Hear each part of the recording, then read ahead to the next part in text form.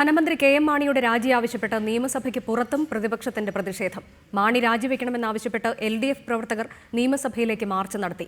സത്യസന്ധമായി കേസ് അന്വേഷിച്ചാൽ K M. Mani Poojappura central ജയിലിൽ പോകേണ്ടിവരുമെന്ന് മാർച്ച് ഉദ്ഘാടനം ചെയ്ത പ്രതിപക്ഷ നേതാവ് VS അച്യുതാനന്ദൻ പറഞ്ഞു.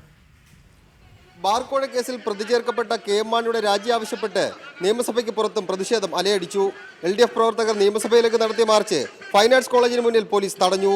മാർച്ച് പ്രതിപക്ഷ നേതാവ് VS അച്യുതാനന്ദൻ ഉദ്ഘാടനം ചെയ്തു. കെ.എം. മാണിയെ നിയമസഭയിൽ രക്ഷിക്കാനായി ഡെപ്യൂട്ടി സ്പീക്കറും ആഭ്യന്തരമന്ത്രിയും ഗൂഢാലോചന നടത്തുകയാണെന്നും സത്യസന്ധമായി കേസ് അന്വേഷിച്ചാൽ മാണി തുറുങ്കിലടക്കപ്പെടുമെന്നും VS അച്യുതാനന്ദൻ പറഞ്ഞു.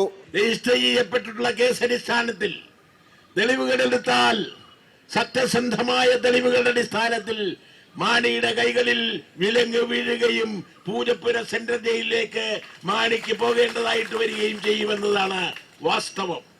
അതിൽ നിന്ന് മാണിയെ രക്ഷിച്ച് ഗവൺമെന്റിനെ രക്ഷിക്കാൻ വേണ്ടിയിട്ടുള്ള ശ്രമമാണ് നടക്കുന്നത്. കള്ളനെ മഹാനായി അവതരിപ്പിക്കുന്ന ഏകാധിപതിയുടെ സ്വരമാണ് ഉമ്മൻചാണ്ടിക്കെന്ന് LDF കൺവീനർ വൈക്കം വിശ്വനും ആരോപിച്ചു. കോടതിയിൽ ഞങ്ങൾക്ക് പ്രശ്നമല്ല, നിയമം ഞങ്ങൾക്ക് പ്രശ്നമല്ല, ചട്ടങ്ങൾ ഞങ്ങൾക്ക് പ്രശ്നമല്ല. ഞങ്ങൾ കൊള്ളയടിക്കാനും അഴിമതി നടത്താനും അവകാശപ്പെട്ടു വന്നിരിക്കുന്നവരാണ്. അത് നേടിയെടുത്തിട്ടേ പോകും. അതുകൊണ്ട് ഈ സംസ്ഥാനം കുറഞ്ഞ വിലയ്ക്ക് വിൽക്കാൻ കഴിയുമെങ്കിൽ അത് പൂർണ്ണ രീതിയിൽ വിൽക്കാനുള്ളതിന് ഒരു എഗ്രിമെന്റ് ഉറപ്പിച്ചു നിൽക്കുന്ന ഒരു സാഹചര്യമാണ് ഇവിടെയുള്ളത്. വലിയ ജനപങ്കാളിത്തത്തോടു കൂടിയാണ് LDFന്റെ മാർച്ച് നടന്നത്. വിവിധ കക്ഷി നേതാക്കൾ മാർച്ചിനെ അഭിസംബോധന ചെയ്ത് സംസാരിച്ചു.